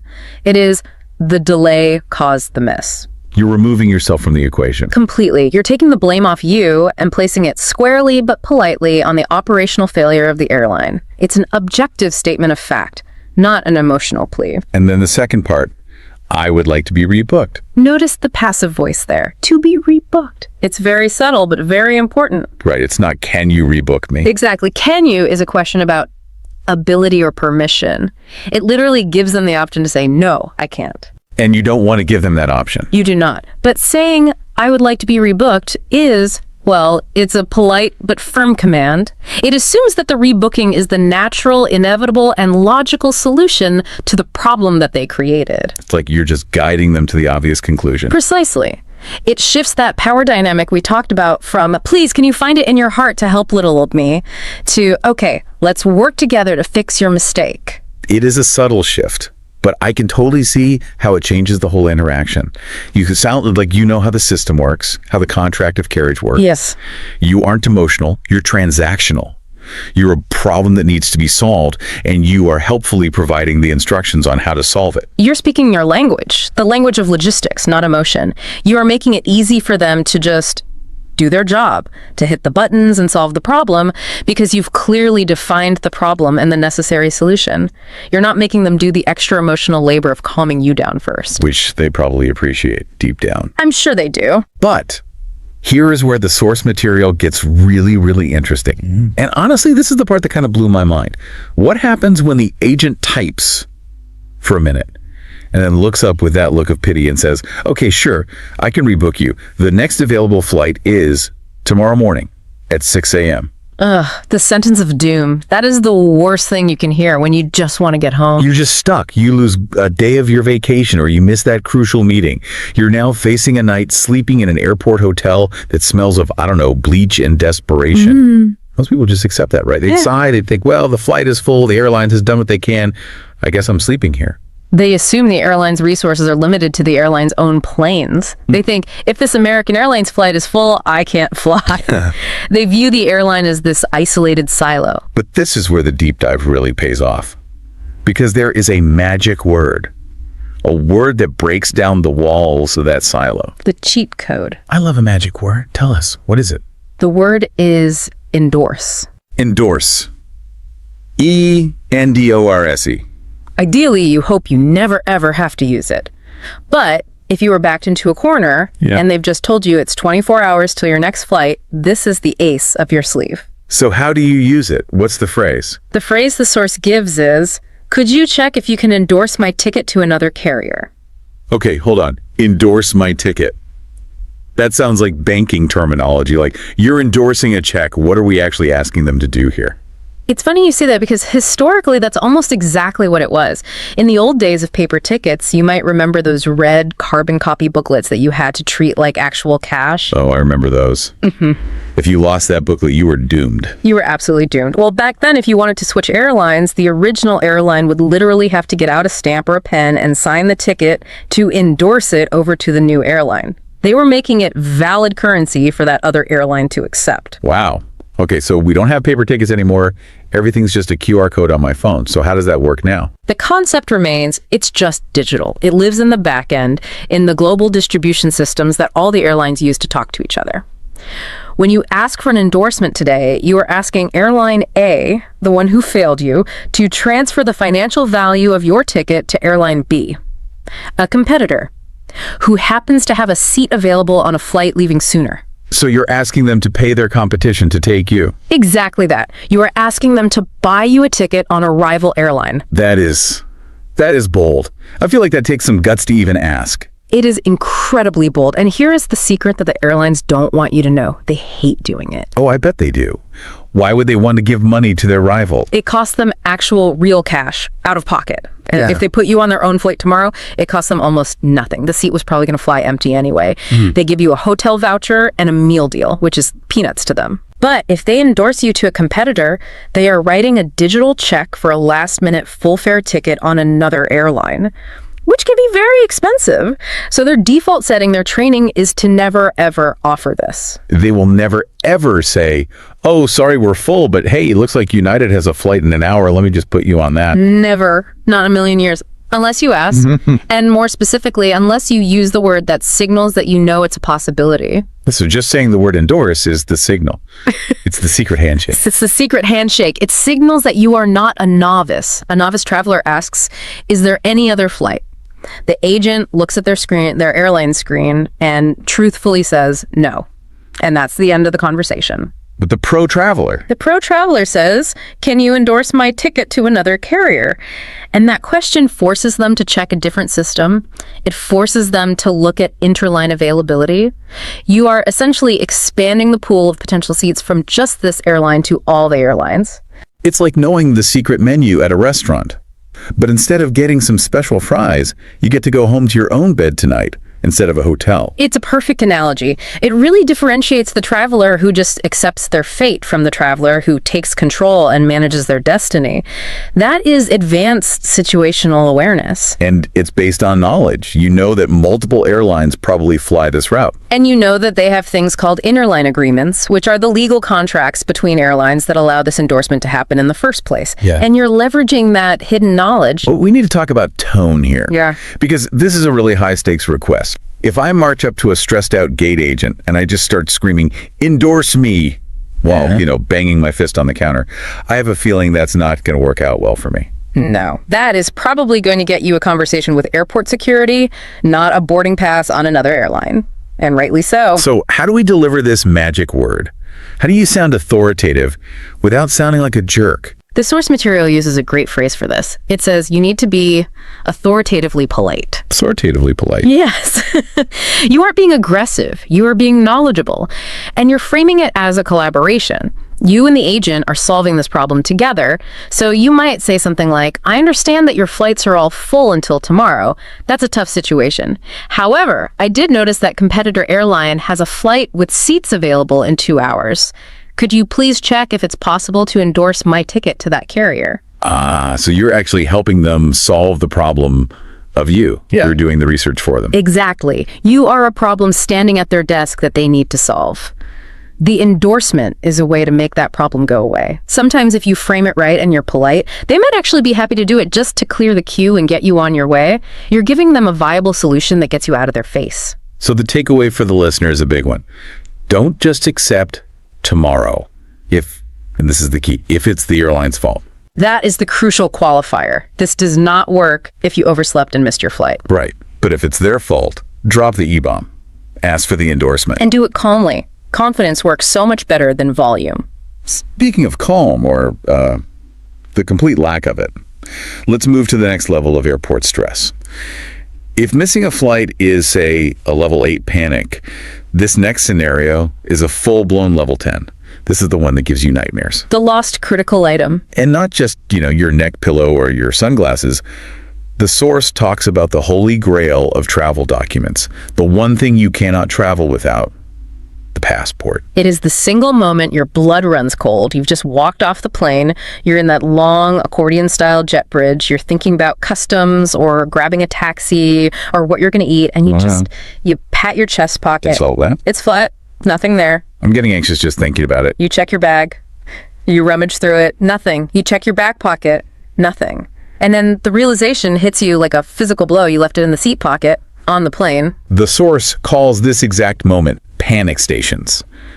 And the natural reaction is physical. Yeah. You want to turn around and just run back onto that plane. You want to shout. You want to barge through the crowd of people still getting off. Which is, according to the source, the absolute worst thing you can possibly do. The worst. Why? I mean, my instinct would be to run back. Because the plane is right there. For a couple of reasons. First, security. You simply cannot just turn around and run back down a jet bridge against the flow of deplaning traffic. That is a security breach. You will be stopped, probably physically and potentially detained. Okay, good points. Second, screaming "I lost my passport" just creates chaos, not solutions. The flight attendants are busy. They're trying to deplane hundreds of people. The pilots are running post-flight checklists. Chaos and shouting just become noise that gets ignored. Effectiveness gets rewarded. The source uses a phrase here that I think we should all tattoo on our forearms. Oh. Articulate composure. Articulate composure. It's so hard to be articulate when your heart is hammering at 200 beats per minute. Your brain goes into fight or flight. Your vocabulary shrinks to like 4 words. Yeah, you just want to yell, "My passport! Plane! Give it to me!" Exactly. But my passport isn't enough information. It's just noise. It doesn't help anyone help you. So this is why having a script ready in your mind is so vital. You don't have to think. You just have to recite. You override the panic with a rehearsed protocol. It's an anchor in the storm. Perfectly put. So what is the protocol? What's the script that saves the day? Okay, so you don't run. You walk quickly and calmly to the first airline representative you see. That's usually the gate agent standing at the top of the jet bridge. Yeah. You make eye contact and you say very clearly, "I believe I have misplaced my passport on the aircraft. It was in seat 14A. Okay. It sounds so simple. Yeah. But let's break that down. I believe I have misplaced. Again, we see that polite, non-accusatory phrasing. It's not someone took it. It's not you guys lost it. It's I misplaced it. It keeps the temperature down. Right. It prevents the agent from getting defensive or thinking you're a problem. But the most important part of that sentence isn't the politeness. It's the data. Seat 14A. Yes. Why is that the single most critical piece of information you can give them? Well, I mean, the obvious answer is because that's where it is. Yes, but think about it from an operational perspective. Think about the logistics of turning a plane around. The moment the very last passenger steps off that plane, who steps on? The cleaning crew. The cleaning crew.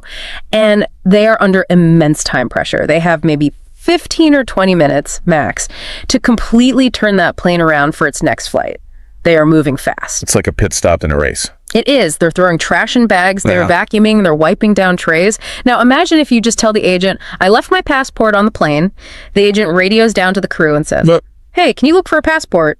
And the crew looks at, 200 seats, 200 seat pockets, all the overhead bins under the seats on the floor. It's a needle in a haystack, a massive haystack. And they do not have time for haystacks. They will do a quick cursory look. They won't find it. They'll radio back, "Sorry, not here." And then the plane leaves. And your passport leaves with it. But if you say seat 14A, now it's a targeted strike. It's a surgical mission. The agent radios down, checks seat pocket 14A for a passport. The cleaner goes directly to seat 14A, sticks their hand in the pocket, pulls out the passport, and hands it over. Mission accomplished in 30 seconds. you've transformed a vague, frantic search into a precise, actionable retrieval mission. That is it. That makes so much sense when you think about it. It's about visualizing the person on the other end of your request. The cleaning crew, they don't know you. They have no idea where you sat. You have to make it easy for them to help you. That's a universal rule for any crisis, really, isn't it? Specificity saves time. And in the world of travel, time is absolutely everything. If that plane pushes back from the gate by even a few feet, your passport is gone to the next destination. And it enters the bureaucratic black hole of lost and found in another city or even another country. Which is a nightmare you do not want to deal with. A nightmare of embassies and paperwork. You want to avoid that at all costs. So The key takeaway here is don't just scream, give them the coordinates. Seat 14A, seat 32B. Just drill that seat number into your head before you stand up to get off the plane. And, frankly, the even better advice is to physically check the seat pocket before you stand up in the first place. Well, yes, prevention is the best cure, of course. But if you fail at prevention, use articulate composure and specific data. Exactly. And this applies to other things, too. It's not just passports, lost phones, left behind iPads, a child's favorite teddy bear. I left my iPad in the overhead bin directly above seat 14A. Specificity is always the key to recovery. Okay, so we've survived the missed connection. We've retrieved the lost passport. We've managed the high-stress scenarios. Now we are actually on the plane, or maybe waiting at the gate. And this brings us to a totally different, maybe more subtle kind of challenge. Is the social challenge? Yeah, the source material calls the airport a strange social space. And it really is, isn't it? It's this bizarre mix of extreme intimacy and total anonymity. It's a paradox, right? You are literally sleeping inches away from a complete stranger. You can smell their shampoo, you can see what they're texting on their phone, you can hear them chew their food. It's uncomfortably close. But you don't know their name, you don't know their story, and you will almost certainly never see them again once you land. And you're all trapped in this metal tube together for hours and hours. There are all these unwritten rules, these codes of conduct, that govern how we interact in these tiny shared spaces. And for a language learner, or just any considerate traveler, navigating these codes is just as important as knowing the word for suitcase. It is, 100%. Misreading these social codes creates awkwardness. And in a confined space, like an airplane cabin, awkwardness is torture. You can't escape it. There's nowhere to go. The biggest one, the one the source really zeroes in on, and I personally think this should be enshrined in international law, is the headphone rule. Ah, yes. The sacred headphone rule. Break it down for us. What is the rule? Is it just about, not blasting your music too loud? No, it's much more nuanced than that. It's a signaling system. It's a nonverbal communication tool. It's very simple, yet people violate it all the time. All the time. The rule is this. If a fellow passenger has headphones on, especially the big over-ear noise-canceling kind, and especially if their eyes are also closed, that is the universal nonverbal sign for do not disturb. It's a force field. It's a shield. It is. It says, I am in my own world. I am listening to a podcast. I am listening to music. I am trying to sleep. Or I am just staring into the void to cope. I am not available for social interaction. And the source really emphasizes that respecting this is part of being a savvy, socially aware traveler. It's about reading the room, or I guess reading the seat in this case. It's about empathy. You have to realize that for many people, travel is exhausting or it's anxiety-inducing. The headphones are their safety blanket. They are their little bubble of peace. So tapping them on the shoulder to ask, so where are you from, is a violation of that sanctuary. It's a violation. It's rude. Even if your intentions are good. Even if you're just trying to be friendly? Especially then. Forced friendliness is not friendly. Now, the source does point out a nuance here. If they have just one earbud in, or if the headphones are resting around their neck, that's a different signal. Okay, what does that mean? That signals I am open to communication, but I also have my entertainment ready to go. It's an amber light, not a red light. Big cans on, both ears covered, that is a hard red light. Do not proceed. But let's say the headphones are off. The person looks open to chatting. They make eye contact. They give you a little smile. The source suggests that this can actually be a fantastic opportunity, especially for people who are learning English, to get some real-world practice. It can be, absolutely. But you can't just dive in with, deep philosophical questions. No. So what is your deepest fear? Is probably not a good opener for row 24. Probably not. You need what the source calls safe conversation starters. And specifically, they mention C2 level starters. Now, remind everyone, C2 on the language scale, the CEFR scale, means mastery level, the highest level of proficiency. It does. But interestingly, in this context, being C2 doesn't mean you're using big, complicated academic words. It doesn't mean sounding like a university professor. Right. It means using the most appropriate words for the context. It means sounding natural. It means understanding something called phatic communication, which is basically small talk that's designed to build a social bond, not necessarily to exchange heavy information. So what are some of these safe, natural C2 level openers? How do we break the ice without, shattering it completely? One of the best strategies the source suggests is to comment on the shared experience. We're all in this together. We're all in this chaotic terminal. So you might say something like, It's quite a chaotic day at the terminal, isn't it? Chaotic. That's a good word. It's descriptive, but it's not overly negative. You're not just whining or complaining. You're observing. Exactly. And the tag question at the end, isn't it? Explicitly invites the other person to agree and commiserate. Oh, yes, the security line was just terrible. It builds an instant low-stakes bond. You are now allies against the chaos. I like that. Allies against the chaos. Another classic they mention is about the purpose of travel. Asking something like, are you heading home or traveling for business? That's a classic for a reason. It's a great choice. It's a closed question, so it's easy to answer, but it has an open ending. What do you mean by that? Well, it's an A or B choice. Business or home. It doesn't require a long, complicated answer, but it opens two very different conversational doors. Right. If they say business, Yeah. you can follow up with, oh, what do you do? Yeah. If they say heading home, you can ask, oh, where have you been visiting? Precisely. It allows the other person to engage as much or as little as they want. If they just give a one-word answer, business, and then turn back to their book, you know the conversation is over. No harm, no foul. But if they say, oh, business, actually, I work in marketing and I'm going to a conference in Chicago, then you have a green light to continue. That's the key, isn't it? The whole point of these openers is to give the other person an easy out. Always give them an out. Always. The airport is a captive environment. People already feel physically trapped. You don't want to make them feel socially trapped, too. But what if you're the one who wants the out? This is the flip side. We've all been there.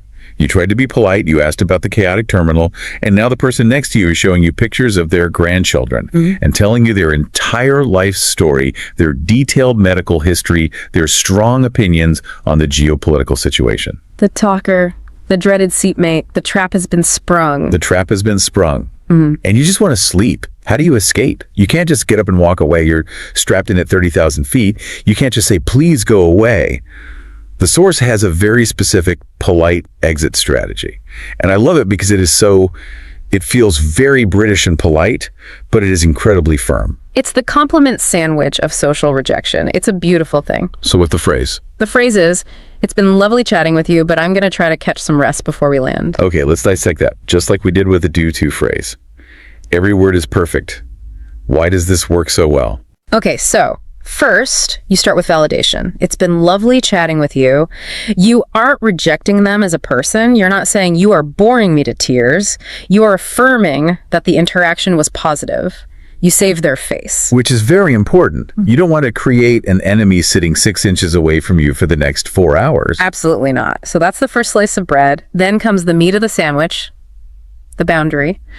But I'm going to try to catch some rest. And it's a statement, not a question. It's a statement. You are not asking for permission. You're not saying, can I sleep now? Or do you mind if I just? You are stating your intention clearly and politely. And the word try is a nice touch. I'm going to try to catch some rest. It softens it. It sounds a little less abrupt than I am now going to sleep. It implies a personal need. I really need to try and get some sleep. And then you have the final slice of bread. Before we land. Yes. It puts a time bracket on it. It implies, I need to do this now because later we'll be busy with landing procedures.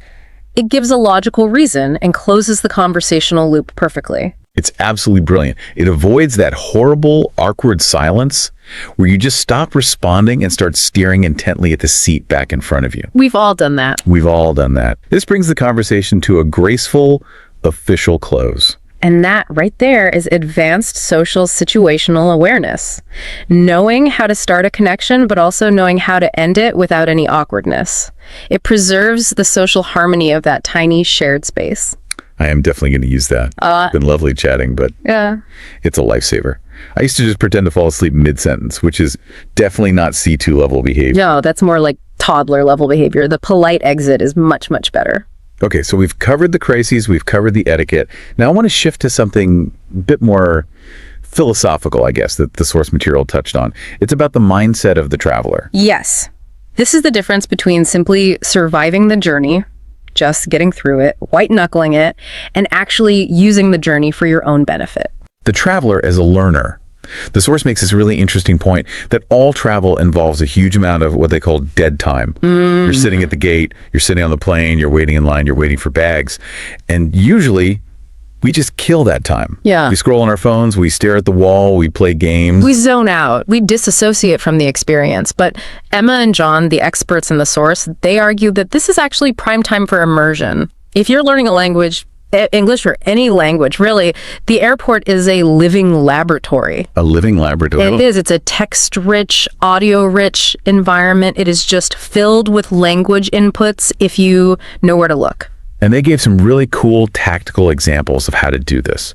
One of them involved something that I have not touched in probably 10 years. The in-flight magazine. The glossy magazine in the seat pocket that's mostly just ads for expensive watches and steakhouses. That is the one. But the source says it's actually a goldmine for language learners. It is, and here's why. Many of those magazines, especially on international carriers, are bilingual. Right. So if you're flying on, say, Air France or Lufthansa or Japan Airlines, the main articles are often printed in English right next to a French or German or Japanese version. So how do we use that? We're not just looking at the pictures of the beach in the Maldives. No, you play the comparison game. You read a paragraph in English, a language you know well, and then you read the exact same paragraph in the language you're learning, or vice versa. You're not just reading for content, you are looking at the translation choices. Oh, that's really interesting. So you're looking at how a professional translator handled an idiom or a particular turn of phrase. Exactly. This isn't Google Translate. This is high-quality professional localization. You can learn so much about nuance by seeing how a concept like breathtaking luxury or rugged adventure is expressed differently in two languages. Does the English use the word stunning while the French uses magnifique? Why that choice? It's a free, high-level study resource sitting right there in front of you. I never, ever thought of it that way. I usually just use it to look at the route map and dream about all the places I'm not going to on this trip. Well, you can still do that. But after you're done dreaming, flip to the article about that destination and read it in both languages. Look at the adjectives. Travel writing is full of rich, descriptive, sensory language. It's fantastic for building your vocabulary. Another tool they mentioned for this kind of active immersion is what they call tuning the ear. Yes, listening to the variations of accents. Because English isn't just one thing, right? There's no one English. Far from it. And airports are the ultimate melting pot of accents. You have staff from all over the world, pilots from different countries, and announcements being made by a huge variety of speakers. The source suggests you should actively listen to the announcements. The bing bong announcements. Final boarding call for flight. Exactly. Don't just let them be background noise. Actively listen to the announcer in London Heathrow. Then, on your next trip, compare that to the announcer in New York's JFK, or in Sydney, or in Singapore. You'll hear a huge difference. Please mind the gap versus watch the closing doors. It's more than just vocabulary. It's the cadence, the vowel sounds, the rhythm, the music of the language. The source argues that by consciously exposing yourself to these variations, you become a more adaptable and robust listener. That's a great point. If you only ever listen to one type of English, say, American broadcast news, you might really struggle when a Scottish pilot comes on the intercom to make an announcement about turbulence. So true. I remember the first time I flew through Glasgow, I had absolutely no idea what was happening. I honestly thought we might be evacuating, but it turned out they were just announcing they were starting the duty-free service. That's hilarious. Yeah. But if you treat the airport as a listening comprehension test, you're actively training your brain for those moments. You're turning that dead time into training time. You're analyzing the prosody, the music of the language. It's a mindset shift. You're not just passively waiting, you're actively working, but in a fun, detective-like way.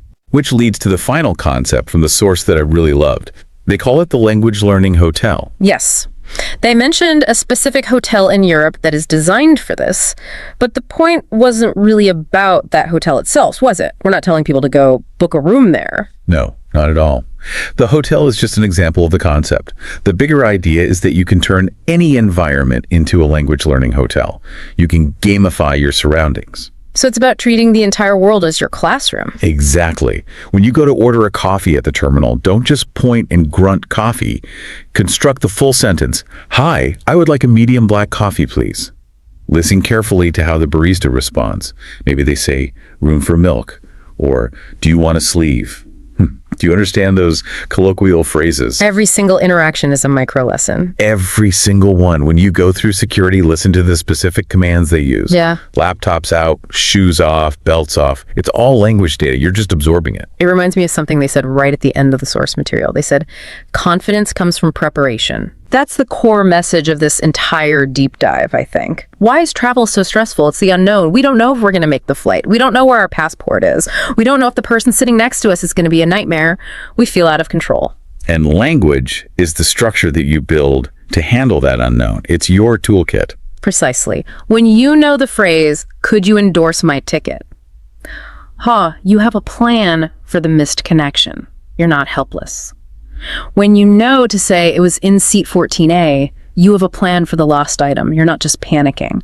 When you know the headphone rule and the polite exit, you have a plan for the social awkwardness. You stop reacting and you start acting. You become proactive. You become the protagonist of your own journey, rather than just a piece of luggage being moved from point A to point B. The protagonist of your own journey. I really like that. That should be on a t-shirt. It should. We should make merch. But seriously, it's incredibly empowering. It has the potential to transform the airport from a place of dread into a place of, well, opportunity. It really does, and it changes your physical posture. Yeah. When you walk up to a service counter knowing exactly what to say and what you're entitled to, you stand differently, you speak differently, and people respond to that. They do. The gate agents, the flight attendants, they are professionals at reading people. They respond to competence. They are far more likely to go the extra mile to help the person who is calm, specific, and polite than the person who is a screaming, emotional mess. So let's just recap the huge journey we've been on today. We've covered a lot of ground from the tarmac to the cabin.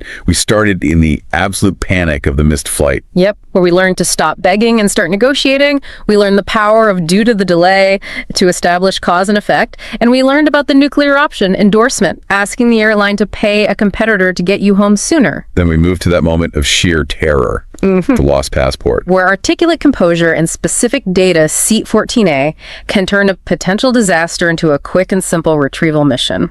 We learned to think about the cleaning crew and make their job easier for them. After that, we navigated the social minefield of the airplane cabin. Right.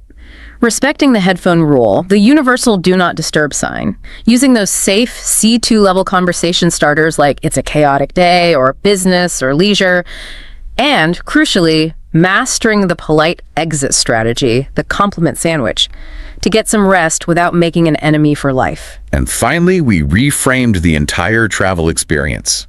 Turning the airport from a holding pen into a laboratory, using bilingual magazines to study professional translation, tuning your ear to different accents in the announcements, and treating every single interaction from coffee to customs as a micro lesson. It's just amazing how much depth there is in something that most of us actively try to ignore. I mean, usually I just put my noise-canceling headphones on and pretend I'm not there for 6 hours, but this makes me almost excited for my next delay. Let's not go that far. Nobody is ever excited for a delay, but if it happens, you'll be ready. You won't be a victim of it. I'll be ready. I'll walk up to that desk, I'll straighten my jacket, and I'll calmly say, could you check if you can endorse this? And they will look at you, and a little light will go on in their head that says, this person knows the code. Exactly. So here's our challenge to you, the listener. The next time you find yourself in an airport or even a train station or a bus terminal, just look around. Test your situational awareness. Observe the ecosystem. Can you spot the headphone rule in action? Look at the people around you at the gate. Who has their shields up? Who seems open? Can you consciously listen to the announcements and hear the difference in the accents? And if something does go wrong, and we genuinely hope it doesn't, we want you to have smooth, easy travels. But if it does, take a deep breath. Don't let the panic take over. Remember the scripts. Due to the delay, I believe I misplaced it in seat 14A. And just see if changing your words changes your result. Be the pro traveler. Don't just survive your next trip. Master it. Well said. Thanks for diving deep with us today. Yeah. Safe travels wherever you're headed next. And please, for our sake, remember to keep your passport in a zipped pocket. Always. And check the seat pocket before you leave. See you next time.